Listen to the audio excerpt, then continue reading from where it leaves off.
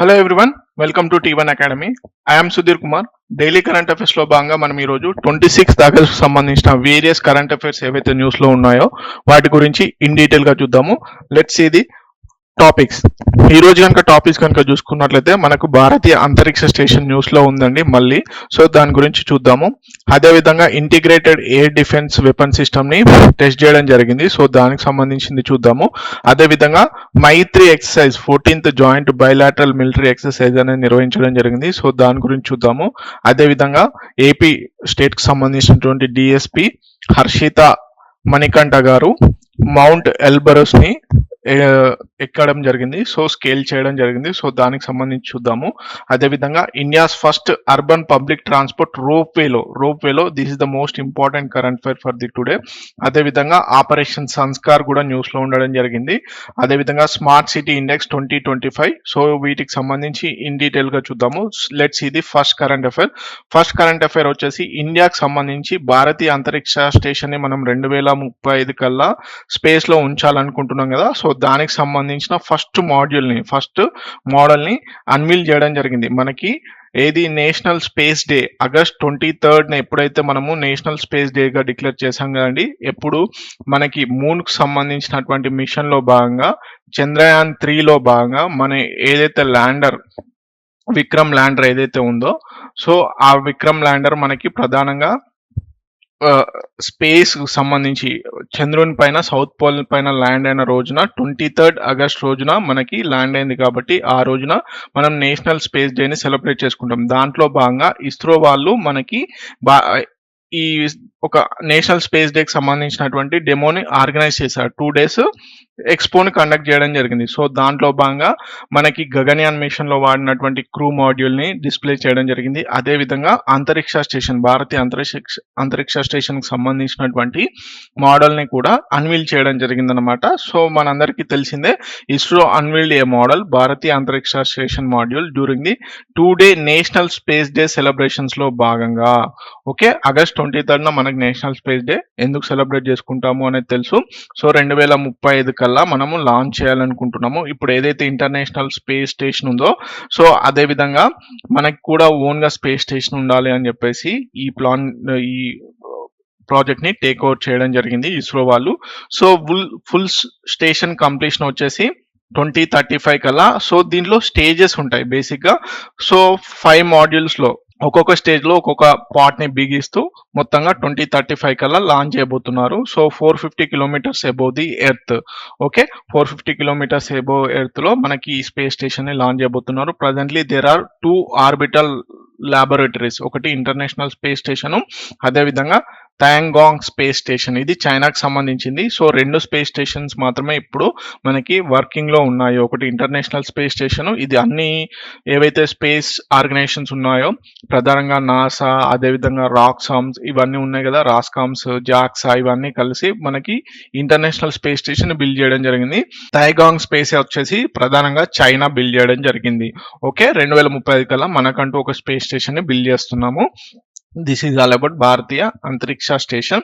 Let's see the next current affair. India successful గా conduct చేయడం జరిగింది ఏంటి, integrated air defence weapon system. So ఎవరు డెవలప్ చేశారు, డిఆర్డిఓ డెవలప్ చేయడం జరిగింది. దీనివల్ల మల్టీ లేయర్డ్, సో మనకి ఒక్కొక్క స్టేజ్ లో రాకెట్ సిస్టమ్స్ శత్రు దేశాలకు సంబంధించినటువంటి ఏవైతే air defence related cruise missiles కానీ ఎస్పెషల్లీ మిసైల్స్ ఏవైతే స్ట్రైక్ చేస్తాయో ఆ మల్టీ లేయర్ లో ఈ డిఫెన్స్ సిస్టమ్ అనేది వర్క్ చేయడం జరుగుతుంది. సో శత్రు దేశాలకు సంబంధించినటువంటి మిసైల్స్ కానీ అదేవిధంగా డ్రోన్స్ కానీ మన ఇండియా పైన అటాక్ చేసినప్పుడు ఈ ఎయిర్ డిఫెన్స్ సిస్టమ్ అనేది స్ట్రాటజిక్ గా ఒక్కొక్క లేయర్ లో ఒక్కొక్క స్ట్రైకింగ్ అనేది చేయడం జరుగుతుంది అనమాట. So integrated air defence war weapon system ని డెవలప్ చేయడం జరిగింది, multi layer air defence capability.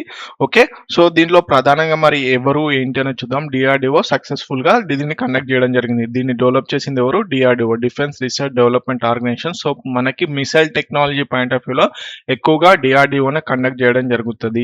Okay, so integrated air defence weapon system ఎక్కడ, కోస్ట్ ఆఫ్ ది ఒడిశా, మనకి ఏదైతే ఒడిశాలో ఉన్నటువంటి అబ్దుల్ కలాం ఐలాండ్ ఏదైతే ఉందో అక్కడ దీన్ని టెస్ట్ చేయడం జరిగింది. సో ఇది multi layered air defence system అండి. Okay, entirely developed indigenously, this is the most important point.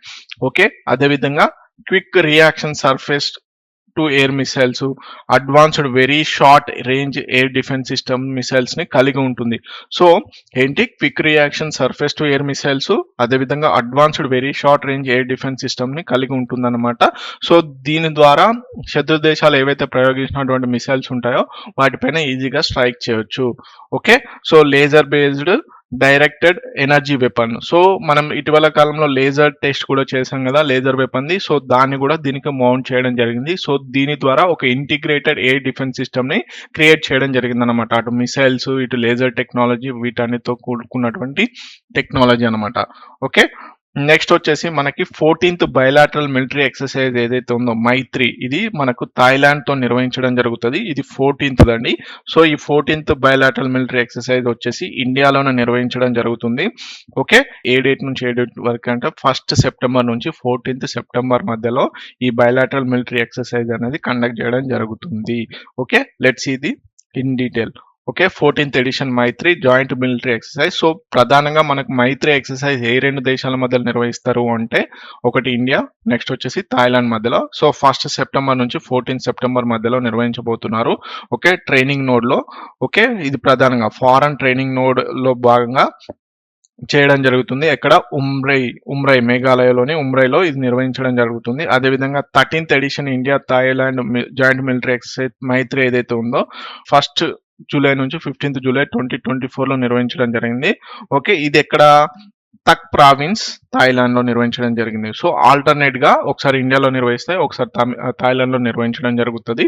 Okay, ఇప్పుడు 14th వచ్చేసి ఇండియాలో నిర్వహించడం జరుగుతుంది, మేఘాలయ. ఓకే, కొన్ని మనకి ఫ్రీక్వెంట్ గా న్యూస్ లో ఉన్నటువంటి ఎక్సర్సైజెస్ ఏంటి అనేది చూడాలి. సో ఏ దేశం నుంచి ఏ దేశంతోని మన ఇండియన్ మిలిటరీ ఎక్సర్సైజెస్ అనేది కండక్ట్ చేస్తుంది అనేది చూడాలి. ఓకే, గరుడ శక్తి వచ్చేసి ఇండోనేషియాతోని మిలిటరీ ఈ ఎక్సర్సైజ్ అనేది చేయడం జరుగుతుంది. ఎకువీరియన్ ఎక్సర్సైజ్ వచ్చేసి మాల్దీవ్స్ తోని, హ్యాండ్ ఇన్ హ్యాండ్ వచ్చేసి చైనాతోని. This is the most important okay exercise. Kurukshetra వచ్చేసి సింగపూర్ తోని, మిత్ర శక్తి వచ్చేసి శ్రీలంకతోని, నొమాడిక్ ఎలిఫెంట్ వచ్చేసి Mongolia. So this is the most important, frequent గా మనకి కరెంట్ బేసిక్ గా క్వశ్చన్స్ అడిగారు ఏది నొమాడిక్ ఎలిఫెంట్ పైన.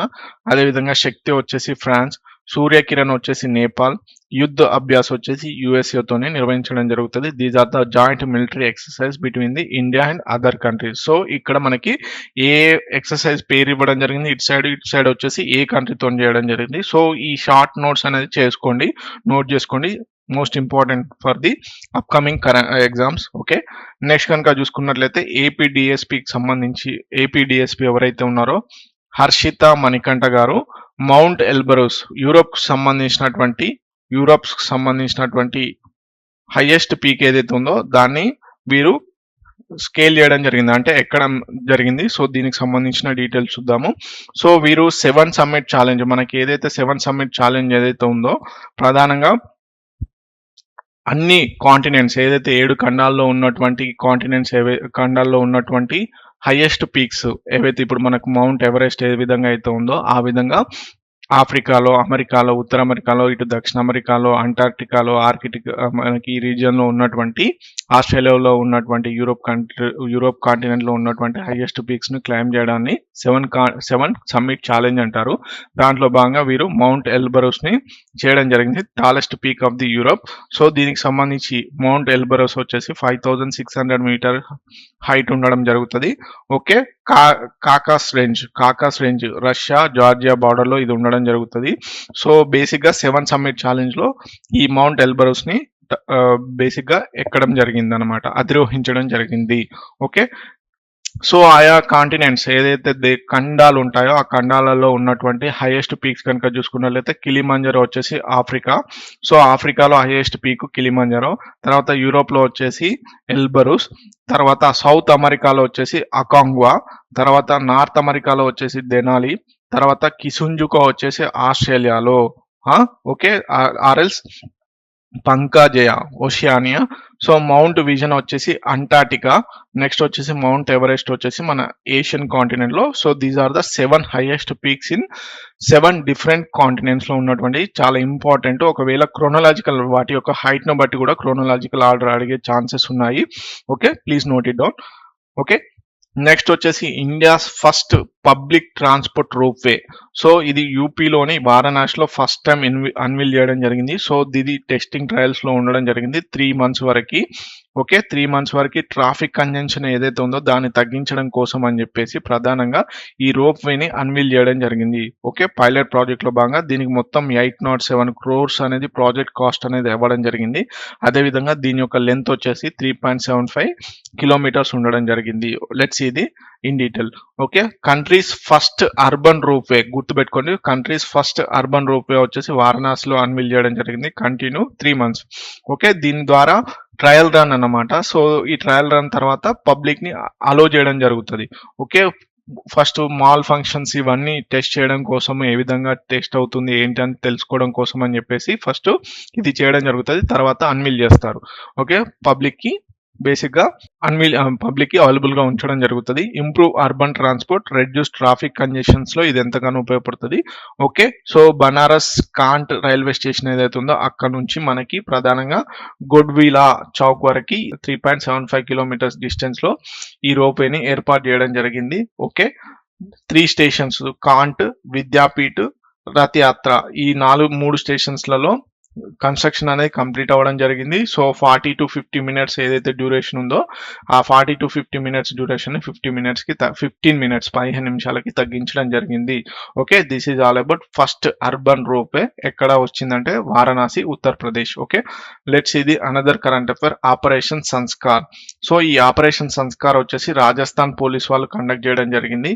సో దీంట్లో భాగంగా క్రాక్ డౌన్ బైకర్ గ్యాంగ్స్ ఏవైతే ఉంటాయో బైకర్ గ్యాంగ్స్, అదేవిధంగా తరచుగా ఎవరైతే నేరాలకు పాల్పడతారో వాళ్ళని బేసిక్ గా క్షమాపణతో కూడుకున్నటువంటి వీడియోస్ ని రిలీజ్ చేయడం ఇలాంటివి చేయడం జరుగుతుంది ఆపరేషన్ సంస్కార్. ఓకే, దీనికి సంబంధించి ఆపరేషన్ సంస్కార్, ఆపరేషన్ వాల్యూస్ అని కూడా చేయడం జరుగుతుంది. దుంగర్పూర్ రాజస్థాన్ లోని దుంగర్పూర్. సో న్యూయెస్ట్ ఇనిషియేటివ్ అన్నమాట. Counter increase glorification of criminal activities on social media. So social మీడియాలో వీళ్ళు ఏం చేస్తారంటే బైకర్ గ్యాంగ్స్ వీళ్ళంతా ఏం చేస్తారు, బేసిక్ గా రేసింగ్స్, చైన్ స్నాచింగ్స్ చేసుకుంటూ ఏవైతే నేరాలు చేస్తారో వాటికి సంబంధించినటువంటి వీడియోస్ పోస్ట్ చేస్తూ ఉన్నారు. సో వాళ్ళని అరికట్టడం కోసం అని చెప్పేసి ఆపరేషన్ సంస్కార్ చేయడం జరిగింది. సో దీంట్లో భాగంగా రెడ్యూసింగ్ క్రైమ్ ఒకటి, లోకల్ స్ట్రీట్ గ్యాంగ్స్ ఏవైతే ఉన్నాయో వాళ్ళని పట్టుకోవడము, ఎస్పెషల్ గా 18 నుంచి 24 ఏజ్ గ్రూప్ ఏదైతే ఉంటుందో వాళ్ళ కోసం అనమాట. సో తర్వాత రికార్డింగ్ అపాలజీ వీడియోస్ వాటిని మళ్ళీ తిరిగి వాళ్ళ యొక్క ఏదైతే సోషల్ వెబ్సైట్స్ ఉన్నాయో సోషల్ మీడియా ప్లాట్ఫామ్స్లలో పోస్ట్ చేయడం జరుగుతుంది. సో దీనివల్ల ఏంటంటే ఒకటి వాల్యూస్ ని పెంచడం ఒకటి, అదేవిధంగా మనకి క్రైమ్ ని కూడా తగ్గించవచ్చు అన్నమాట. Okay, this is all about operation Sanskar. Let's see the another current affair, smart city index. So smart city index వచ్చేసి ఇది వరల్డ్ వైడ్ గా, సో ప్రపంచం మొత్తంలో ఉన్నటువంటి మొత్తం కంట్రీస్ ఏవైతే ఉన్నాయో వాటిలో ఉన్నటువంటి స్మార్ట్ సిటీస్ సంబంధించినటువంటి ఇండెక్స్ ని రిలీజ్ చేయడం జరిగింది. మరి ఎవరు రిలీజ్ చేశారు? International institute of management development, international institute for management development. ఇండియాకి సంబంధించినటువంటి స్మార్ట్ సిటీ ఇండెక్స్ కాదు, ఇది వరల్డ్ వైడ్ కి సంబంధించింది. ఎవరు రిలీజ్ చేశారు అంటే international institute for management development. So top 3 cities ఏంటి, స్మార్ట్ సిటీస్ ఏంటంటే జూరిచ్, స్విట్జర్లాండ్ కి సంబంధించినటువంటి జూరిచ్ టాప్ 1 లో ఉండడం జరిగింది. తర్వాత నార్వేకి సంబంధించినటువంటి ఓస్లో, స్విట్జర్లాండ్ కి సంబంధించినటువంటి జెనీవా ఉండడం జరిగింది. ఓకే, ఫాస్టెస్ట్ రైజర్స్ కనుక చూసుకున్నట్లయితే దుబాయ్ ర్యాంక్ 412 నుంచి 4th ప్లేస్ కు రావడం జరిగింది. అదేవిధంగా అబుదాబి వచ్చేసి ర్యాంక్ 10th నుంచి 5th కు రావడం జరిగింది. These are the 2 cities, smartest cities which are rising very fastly అనమాట. Okay, Indian smart cities index కనుక చూసుకున్నట్లయితే ఇండియాలో వచ్చేసి ఢిల్లీ వచ్చేసి ఓవరాల్ గా 104 ర్యాంక్లో ఉండడం జరిగింది. తర్వాత ముంబై ఉండడం జరిగింది. తర్వాత హైదరాబాద్ ఉండడం జరిగింది. బెంగళూరు వచ్చేసి 110 ర్యాంక్తోనే ఉండడం జరిగింది. సో టాప్ 20లో కానీ ఈవెన్ టాప్ 100లో ఏ ఒక్క ఇండియన్ సిటీ ఉండకపోవడం గమనించాలి. So the most important current affair for the today. So కంపల్సరీగా అడుగుతారండి. ఎందుకు అంటే ఇండియా నుంచి ఒక్క కంట్రీ కూడా టాప్ 100లో కూడా లేకపోవడం, ఇండియా నుంచి ఒక్క సిటీ కూడా మనకి టాప్ 100లో లేదన్నమాట. సో రిలీజ్ చేసినటువంటి ఆర్గనైజేషన్ చాలా important, international institute for management development. Okay, top 3 cities important. అదేవిధంగా ఇండియా నుంచి టాప్లో ఉన్నటువంటి ఢిల్లీ, తర్వాత Mumbai, Hyderabad, Bengaluru. Okay, so these are the important current affairs for the today. Okay, and happy Vinayak Chauthi for all the students. Please watch T1 Academy. Thank you so much. ಏಕದಂತಾಯ ಅರರೆ ದರೆ ಬುದ್ಧ ಗಣಪಾಯ